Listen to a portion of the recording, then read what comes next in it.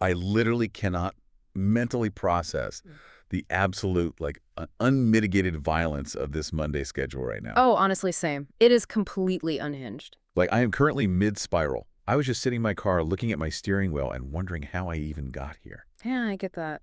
It's like the universe is actively, personally testing me this week. Yeah. And I feel like I am, I'm just failing the test on every conceivable level. Well, I can definitively confirm that we're both barely surviving because my soul literally left my physical body at like exactly 2:14 p.m. today. Oh my God, right. Yeah, it just floated up into the fluorescent office lights, and it honestly has not returned. I am just an empty vessel of caffeine and spite at this point. I mean, I am holding on by a literal thread of sanity right now. The thread is gone for me. I am ready to retire emotionally, like one Monday is all it took. I am officially submitting my resignation to adulthood. Wait, before we fully spiral, we have to start the show.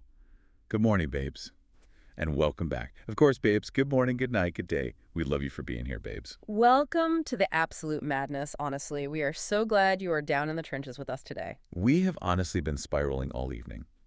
Because, babes, we went to basketball, we went to DJ class, we somehow lived an entire lifetime already, and it is only Monday. It feels like it should be Thursday. Literally.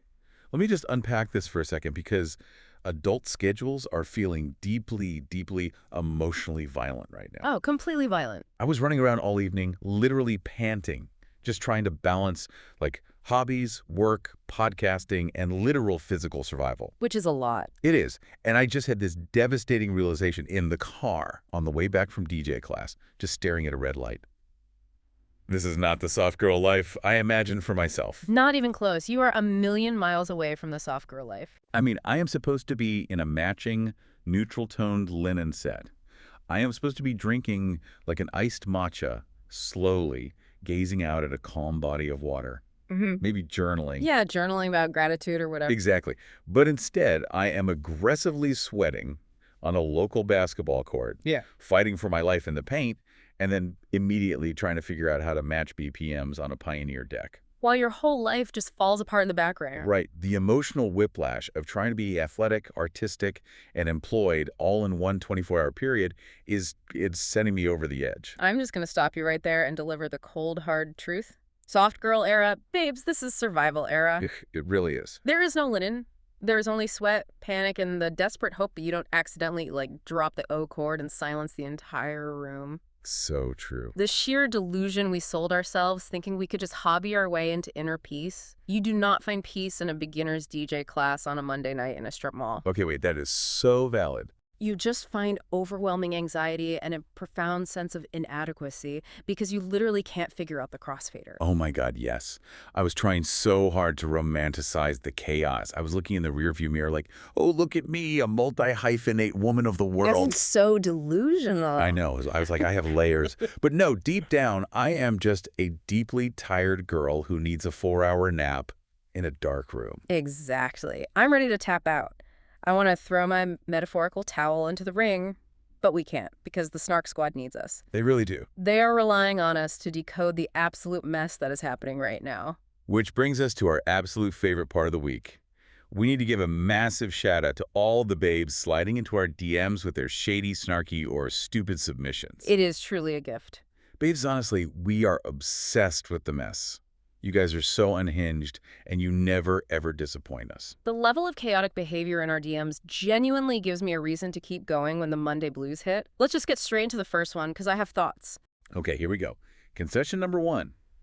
A listener secretly muted their best friend's Instagram stories for 6 months because every single post was about her quote-unquote perfect relationship.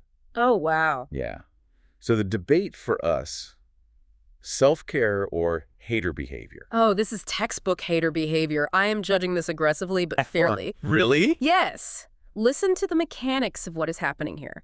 If she is truly your best friend, you should be championing her joy. I mean, I guess, but... No, if her happiness is annoying you that much, you have a fundamental crack in the foundation of your friendship. You need to either have an actual adult conversation with her or you need to unfriend her completely. Unfriend her. That is so extreme. Muting your absolute best friend for half a year, you are essentially creating a phantom friendship. You're just sitting there harboring this secret resentment while she thinks you're her biggest cheerleader. That is so incredibly dark. Wait, hold on. Let me theorize for a second because I am emotionally understanding this completely. I don't see how. Hear me out. Let's look at this from a place of radical empathy. Yeah. Okay? And resource scarcity.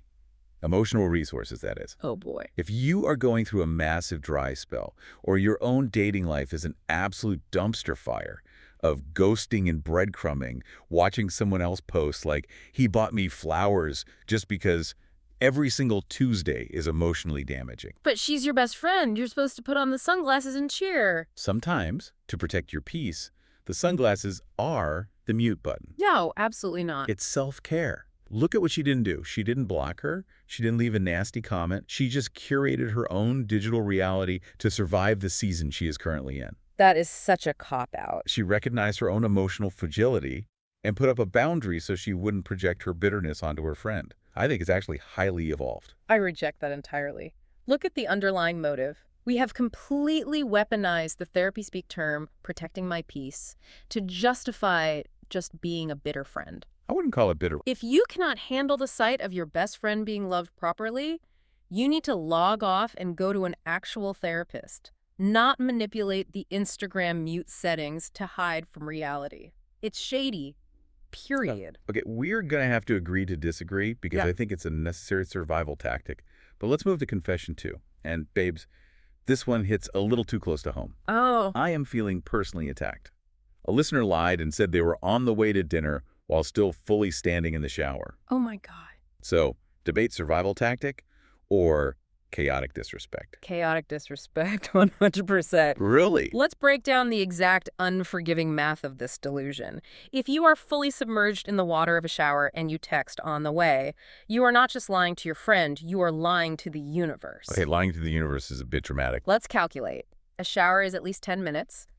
Then you have to step out, dry off, apply moisturizer. Because we are not going out ashy. Exactly. Pick out clothes, put those clothes on, execute a hair routine, do a full face of makeup, locate your keys, which are invariably lost, walk to the car, start the car, and then actually commence the journey. Okay, yes, the math is mathing. You are effectively stealing a minimum of 45 minutes to an hour of that person's finite life on this earth. Stealing. Yes. They're sitting at a restaurant table, eating free bread, looking at their phone, looking like an absolute fool, while you are lazily conditioning your split ends. It is genuinely evil behavior. Gasps. Evil. That is so harsh. You are acting like she committed a federal crime. She basically did. Look, I'm going to defend this as a necessary evil of time blindness, and let me explain the psychology of the on-the-way text from the shower. This should be good. When I text on the way while water is hitting my face, mentally, my journey has commenced. Your physical body is in a bathroom. But the process of getting to the restaurant has been initiated.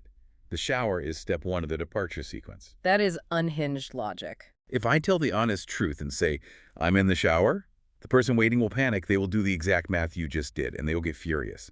But if I hustle, I can cut that time down. It's about managing their emotional expectations so they don't get mad. But you are still an hour away, and they should be mad. You are managing their expectations by constructing a web of lies. It's a white lie. This is exactly why society is crumbling at the edges. No one respects a reservation time anymore. We have completely lost the social contract of punctuality. You're being so rigid and analytical. Sometimes you just have to bend space, time, and the truth with a little text message to keep the peace. Whatever helps you sleep at night. Okay, fine. We're deeply divided on that one, too. Let's hit confession 3. And babes, buckle up.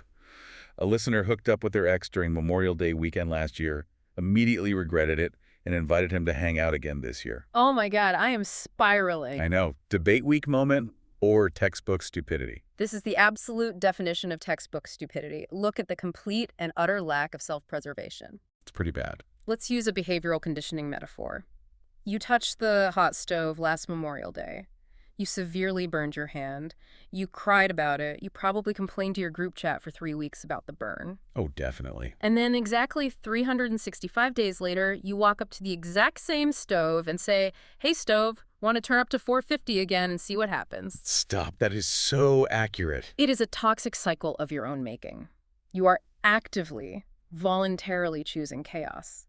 This isn't a slip-up in a moment of weakness. This is a scheduled, calendar-invited disaster. I am spiraling too. I really am, but I am trying so hard to find the emotional loophole here.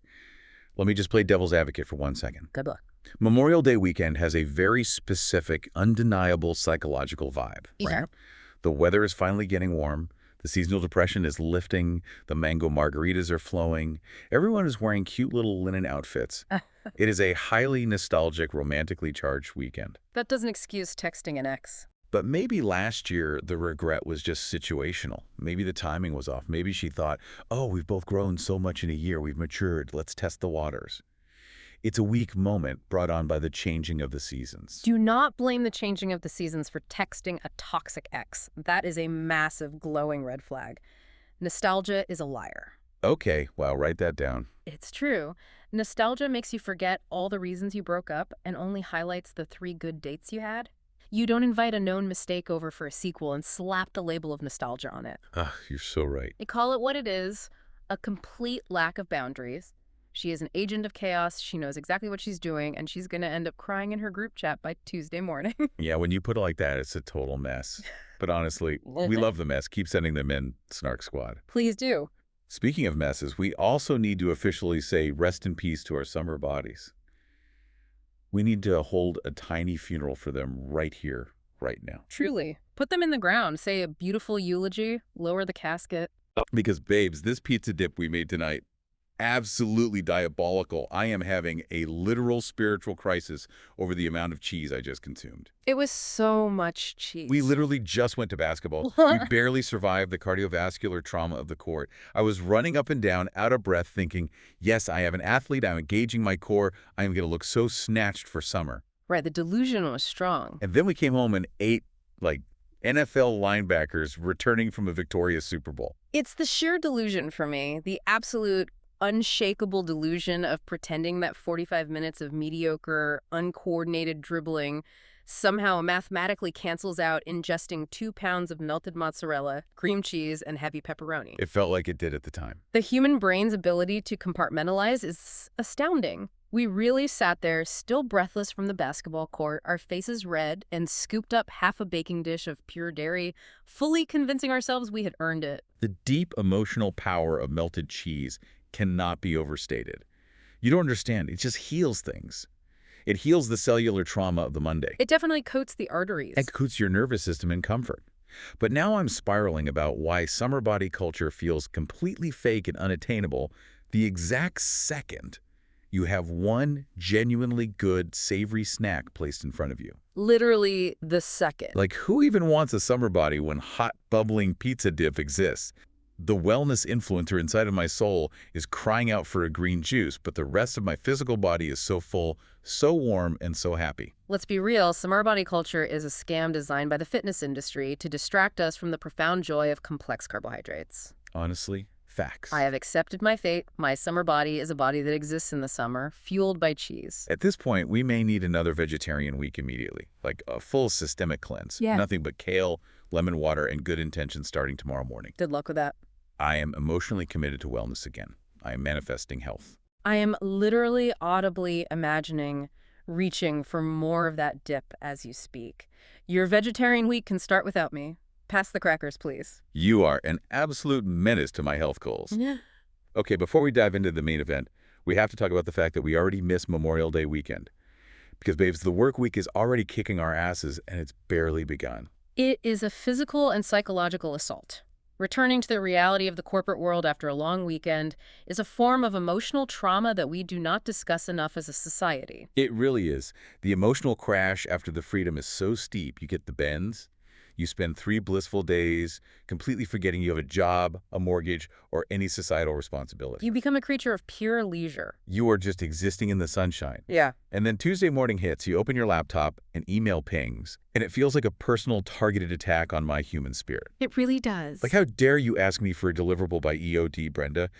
Do you not realize I was just on a boat living my best life 12 hours ago? Look at how the 5-day work week was constructed. It was built in a completely different industrial era. for a completely different type of labor, and yet we are still stubbornly subjected to it. It makes no sense. A 3-day weekend should honestly be codified as a fundamental human right. 2 days is not scientifically enough time to recover your nervous system from 5 days of chronic stress. Well, it's really not. 2 days is just enough time to do 3 loads of laundry, buy groceries, and then spend all of Sunday dreading Monday, the Tuesday immediately following a Monday holiday. That is statistically the most toxic, soul-crushing day of the entire calendar year. I am trying so hard to stay positive. I'm actively telling myself it's a short week, we only have 4 days, we can do this. But the math isn't mathing in my soul.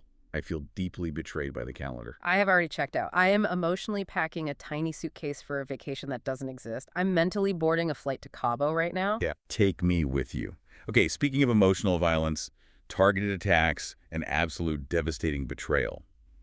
Let's pivot from the pain of this work week directly to the absolute bloodbath that just went down in Splitsvilla 16, episode 54. Yes! Final. Because, babes, we have to talk about this. Today, we are watching the total collapse of reality TV ethics for 50,000 fake coins. This episode was a sociological experiment in human cruelty and greed. It was magnificent television. The semi-final bloodbath. Grab your mango margaritas, Snark squad, because we were going all the way in. Okay, let's set the stage and look at the mechanics of this betrayal.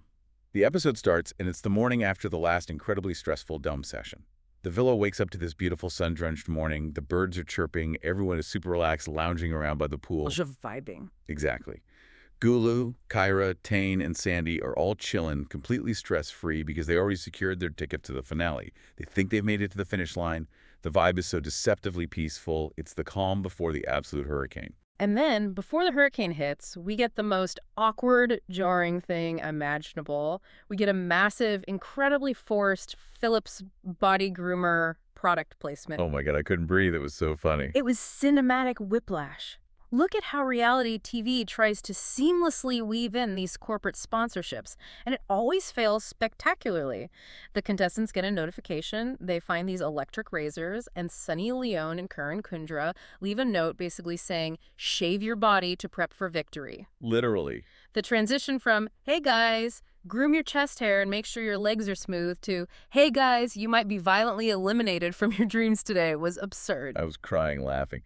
They are trying to act so hyped about these body groomers, reading the card with fake enthusiasm, and little do they know, Karen and Sunny are about to walk in through those doors and completely destroy their lives. It's almost poetic. So Karen and Sunny arrive, and they drop the massive twist. They announce that the semifinal challenge is called Pyaar Splits-Qila. But to even play in the semifinal, to even be allowed to step foot on the battlefield, each couple has to buy their entry ticket. And the price? 15,000 Splitcoins. The collective jaw drop in that villa should be framed in a museum. It was pure, unadulterated shock. But let's contextualize this economy, because 50,000 Splitcoins isn't just a number, it's a bankrupting amount. Right. Splitcoins are literal survival currency in this villa. You use them to save yourself, to sabotage others, to buy power. To demand 50,000 upfront just to compete is an extortionate tax, and this is exactly where the Reddit threads were going absolutely crazy with conspiracy theories. Oh my God, yes. Scrolling through the Reddit threads was giving me life. Break down the hijab theory. Okay, so the fandom is theorizing that the producers specifically engineered this 50,000 coin entry fee as a targeted assassination against Himanshu and Diksha. Because think about the recent history of the game. Himanshu and Diksha had exactly 0 coins. Why? Because they spent their entire life saving Akanksha in a previous episode. They did. They basically ruined the makers' intended script by doing that, taking out other people who were supposed to stay. So the makers suddenly introduce an insurmountable financial barrier right at the semifinal, knowing fully well who has money and who doesn't. That's not a random game mechanic. That's the producers balancing the books and orchestrating an exit. When I realized Himanshu and Diksha had literally 0 coins, my heart dropped straight into my stomach. I reacted so emotionally to the sheer panic washing over Himanshu's face. Looks terrified. This is a guy who is incredibly proud. He's big, he is loud, he is always talking about loyalty, about Baichara, about the brotherhood of the villa, and suddenly he realizes he is completely bankrupt. His life in the game is entirely 100% in the hands of the very people he has been competing against. And thus began the Himanshu and Diksha bankrupt begging tour, which was, frankly, excruciating to watch. It was so bad. It was like watching a Silicon Valley startup founder whose Series A funding just got pulled at the last minute, running around to angel investors with a tin cup begging for a bridge loan. It was genuine secondhand embarrassment. I was watching through my fingers. I felt so much sympathy for him because he had to completely swallow his pride. He had to literally go around to every single couple, pleading for them to pitch in. And no one wanted to. Right. And remember the context of the wealth distribution in that room. The people who have the tickets to Finale Gulu, Kyra, Tane, Sandy Lee, they literally got gifted 50,000 coins each the day prior by the show. Plus, the other competing couples still have their secret stashes. So the money is physically in the room. Exactly. There is enough wealth to save him. But getting people to part with their safety net, a totally different, impossible story. Which brings us to Sorab. And honestly, I have to stand up, slow clap, and applaud Sorab Betty. Because Sorab finally did something we have been begging him to do all season. He set a boundary. Himanshu comes to him, relying heavily on that Pachara brotherhood nonsense, fully expecting Sorab to just empty his pockets out of guilt. And Sorab looks at him and says, I will give you 20,000 of my own personal cut, but I am absolutely not touching Niharika's stash. Finally. Yeah. A man protecting his partner's game. Yes. Because seeing Kashish's YouTube vlog commentary, she pointed out so brilliantly that Niharika was kind of losing her fire lately. She really was. She came into this show as such a fierce, independent firecracker, and recently she's just been blindly following whatever Sorab decides. So when she pulled him aside and begged him, with her hands literally folded not to give away all their collective coins because she wanted to secure their own spot, Sorab actually listened to his partner. It was refreshing. He stepped up and said, I'll take the financial hit from my half of the pie, but I won't drain us as a couple and put our own survival at risk. It's a huge moment of emotional growth for him. Yeah, exactly. It's the ultimate act of self-preservation in a gamified environment, which leads us to the polar opposite approach, Deeptanshu's response to the begging tour. And I absolutely loved this. Oh my God, Deeptanshu was ruthless. Deeptanshu flat out refuses to give a single solitary coin. And his logic is cold, hard, and flawless. He looks Himanshu dead in the eye and basically says, you walk around this villa always saying you can beat us in every physical challenge. Why on earth would I pay my own money for you to enter the challenge just so you can use your strength to eliminate me? It is unapologetic, cutthroat, reality TV gold. I gasped. I literally gasped at the absolute coldness of it. But I respect the gameplay. You have to. It is the classic prisoner's dilemma, and Deeptanshu chose to protect himself. It makes total logical sense. Why fund your own assassin? Why hand a loaded gun to the guy who promised to shoot you? Oh. But it was so incredibly brutal to watch Himanshu just take that rejection straight to the face. He looked so defeated. So let's do the exact math on this impending disaster, because the numbers are critical to understanding the manipulation that happens next. They need an aggregate of 50,000. Sorab chips in 20,000 from his personal fund. Tane, who is already safe in the finale and feeling generous, throws in 5,000. So that brings them to 25,000. Wait, hold on. Let me correct the math based on watching the episode closely because the timeline of the donations is so important. So they had 24,000 at one point, meaning they needed 26,000 more. Right. Then, with tiny little bits chipping in from random players feeling guilty, the deficit went from 26K down to 21K, down to exactly 16,000 coins needed. They are 16K short of the starting line. And the only person left in the villa to ask is Sadaf. Oh, here we go. And this, babes, is where the ultimate mess begins. The Sadaf and Diksha showdown. This is a masterclass in weaponized fake altruism. Oh, the showdown. It should be taught in psychology courses, so they explicitly need 16,000 to survive. Sadaf, playing the role of the great, conflicted philanthropist, steps up and offers exactly 15,000 coins. Let's analyze this aggressively. Please do. Why offer 15K when, factually, they need 16K to actually step on the field? It's purely an optics game. It's PR. Sadaf wants to look like the generous, heartbroken, supportive friend for the cameras without actually risking her spot or solving their problem. It's so twisted. She knows 15K leaves them 1K short, meaning they still get eliminated, but she gets the credit for trying. It is Machiavellian genius. And Diksha sees right through the BS immediately. Diksha snaps.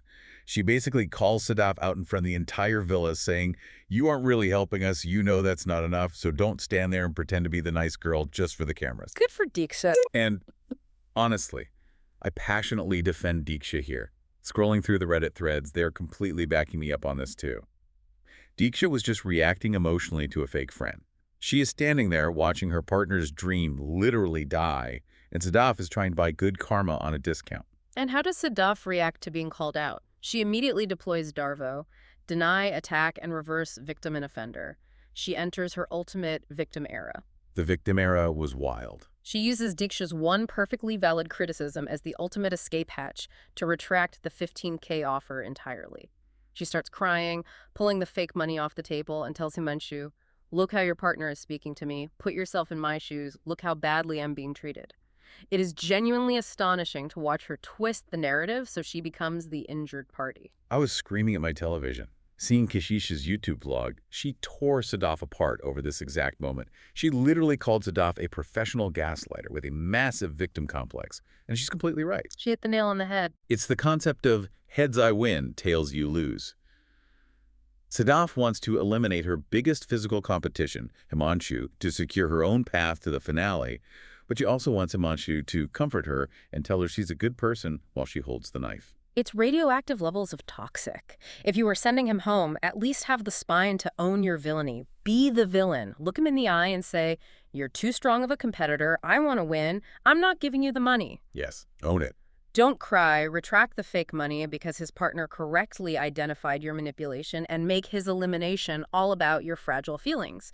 You are actively allowing him to be executed in the game. Do not dare say, "Put yourself in my shoes." His shoes are currently walking out the door. It was so deeply emotionally manipulative, I couldn't handle it. And so, because of this gridlock, Sunny and Karan step in and finalize the ruling. The clock runs out, no coins, no game. Himanshu and Diksha are eliminated right there on the spot, standing in the morning sun without ever even stepping onto the battlefield for the semifinal. Brutal and absolutely unceremonious execution. I spiraled watching Himanshu cry. To see this massive guy break down, he literally said he felt like an absolute fool for trusting his brothers. He begged, he compromised every ounce of his pride, and the very people he stood up for in past domes just turned their backs on him to protect their own wallets. It gave him this incredibly tragic hero exit. Okay, let's unpack that tragic hero narrative, though, because there is a deep, hilarious irony at play here. Oh, what is it? Consider this. Himanshu actually played a highly chaotic, strategically terrible game all season long. He saved undeserving people, he blew his money on stupid bets, he made wild strategic errors that alienated his core alliance. That is true. His gameplay was messy. This elimination, logically, it's his karma. It is the direct result of his poor financial planning in the game. But because Sadaf handled the refusal so poorly, because she made it so toxic and manipulative, she accidentally handed Himanshu the greatest gift of all, a deeply sympathetic edit. Oh my God, you're right. He leaves the show looking like the betrayed martyr instead of the guy who grossly mismanaged his game. That is such a brilliant point.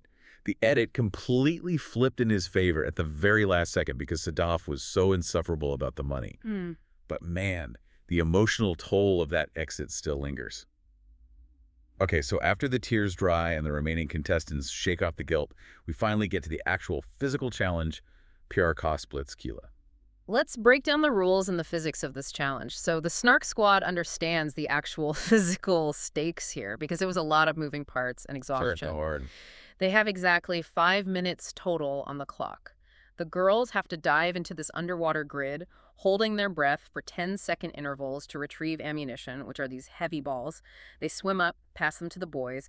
The boys then have to load a giant tension-band catapult to shoot the balls and destroy the opponent's intricately stacked block castle. Okay, and the points. Hitting the colored blocks gets you 20 points. Hitting the gray blocks gets you 10 points. The matchups were locked in. We had Susanna and Vishu going against Saurabh and Niharika, and then Sadaf Sitanshu going against Ruru and Yogesh. And babes, the water trauma in this challenge was so intense. I was emotionally stressed out, clutching a throw pillow, just watching them hyperventilate on the edge of the pool. It was genuinely hard to watch. It bordered on cruel. Ruru suffers from severe vertigo, which makes underwater orientation a nightmare.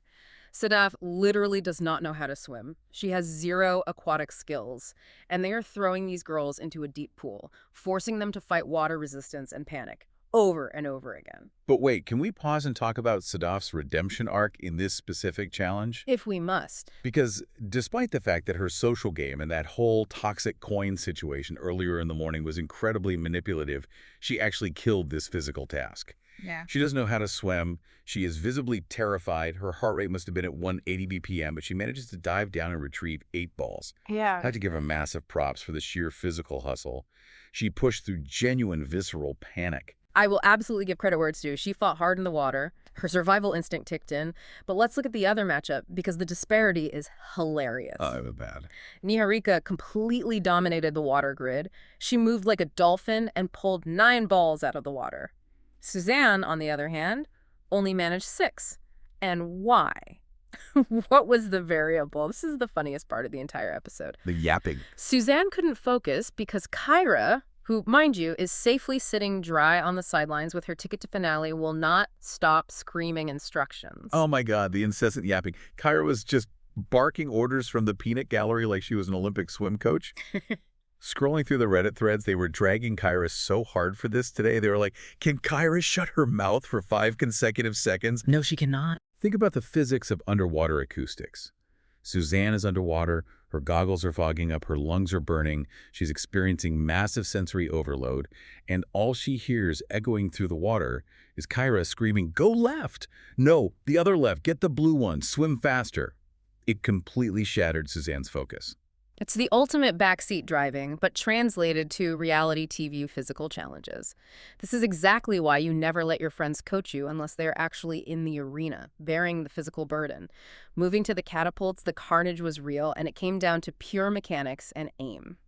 Yogesh turned into an absolute sniper. It was like watching an Olympic archer find their flow state. He was hitting colored block after colored block, racking up those 20-point high-value hits with perfect trajectory.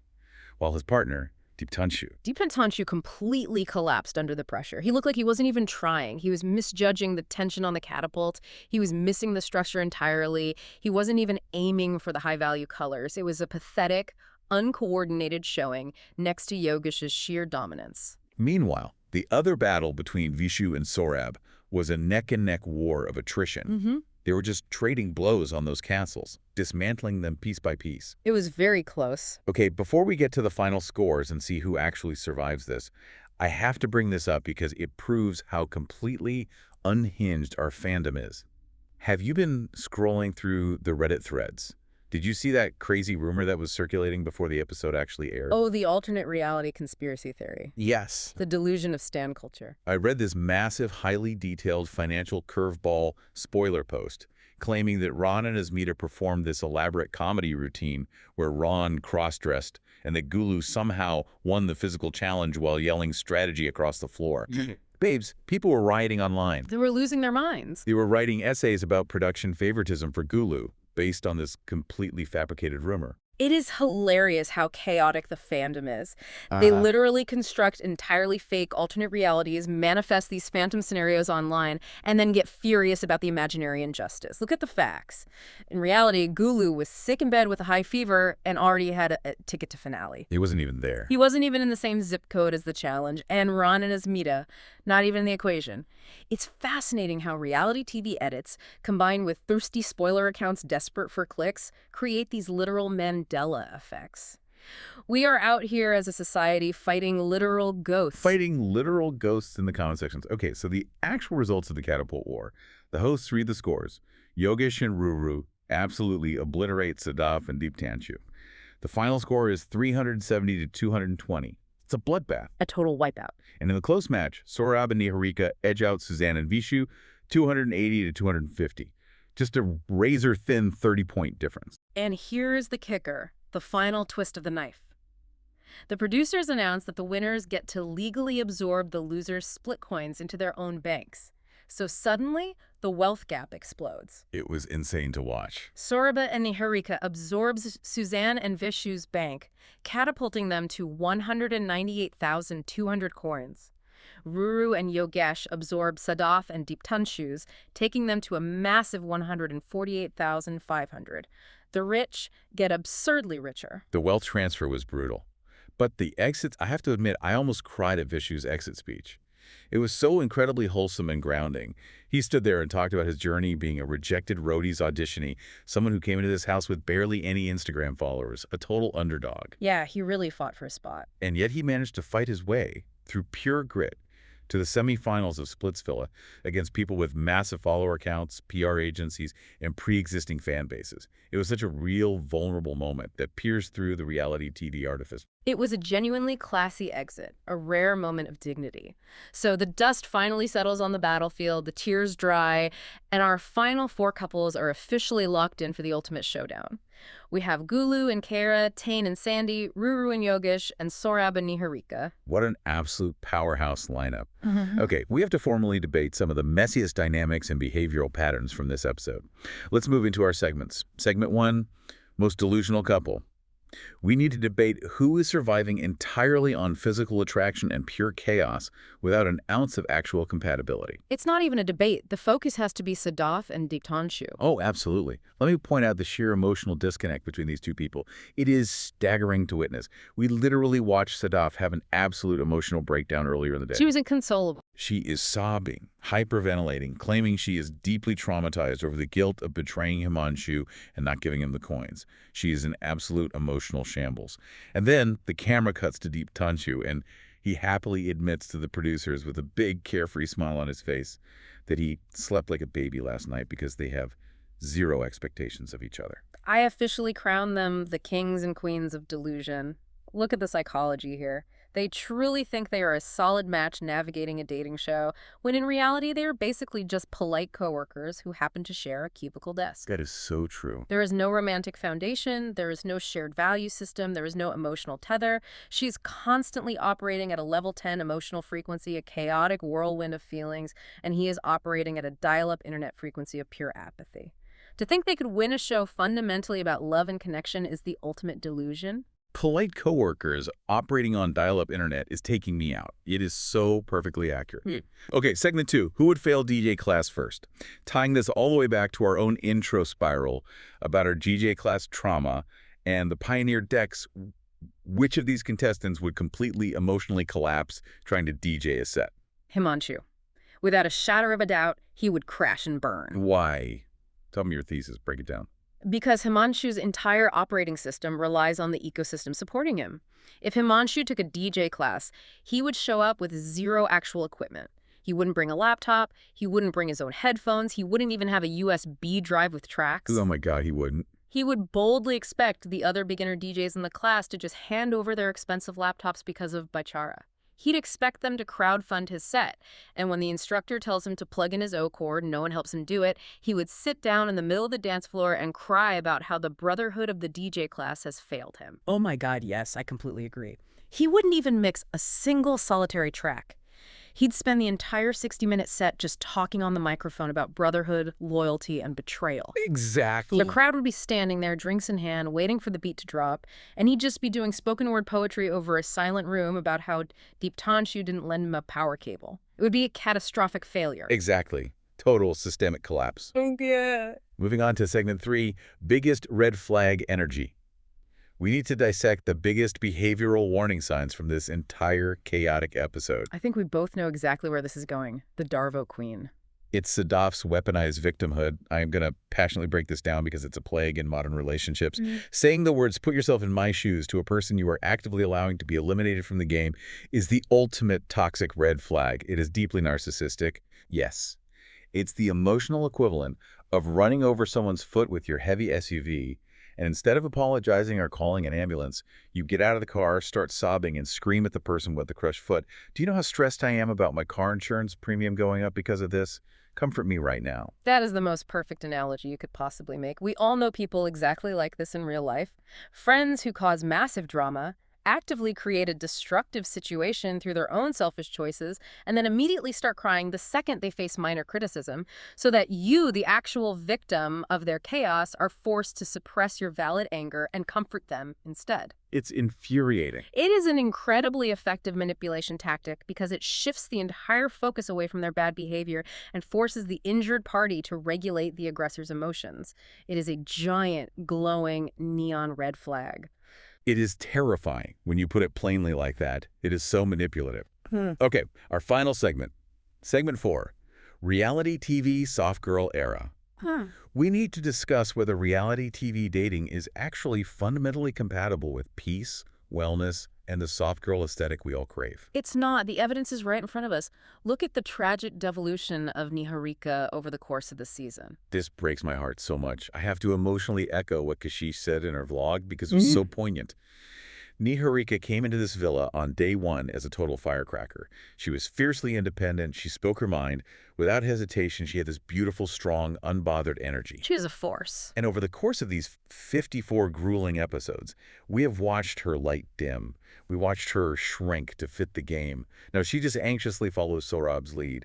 We literally watched her beg him with her hands folded, pleading, please don't give away our coins. Please protect us. Her inner peace is completely, entirely gone. Because reality TV systematically strips you of your soft girl piece. It is designed to. It forces you into a paranoid, hyper-vigilant survival era, much like our Monday schedules, actually, but with higher stakes. It really is. You cannot maintain a linen-wearing, matcha-drinking, deeply peaceful existence when your brain is constantly calculating who is going to financially backstab you for 50,000 split coins. The entire environment is engineered to produce cortisol. It demands chronic stress. Niharika had to adapt her personality to survive the mechanics of the game, and that adaptation meant losing that carefree fire she walked in with. It's a cautionary tale. It is so sad, but so undeniably true. Survival era takes absolutely no prisoners. Not us trying to navigate our adulthood Mondays, and definitely not the Splitsvilla contestants trying to navigate the dome. Well said. Wow, what an absolute roller coaster of an episode. Snark Squad, thank you so much for hanging out and surviving the absolute chaos of this Monday and the absolute carnage of this reality TV episode with us. It has been a deeply exhausting, highly entertaining journey. Before we log off and try to find some semblance of peace, we have to ask the Snark Squad two very important questions. Number one, which listener confession from the top of the show was the absolute messiest? The Instagram muter, the time-blind shower liar, or the toxic Memorial Day weekend ex-hookup?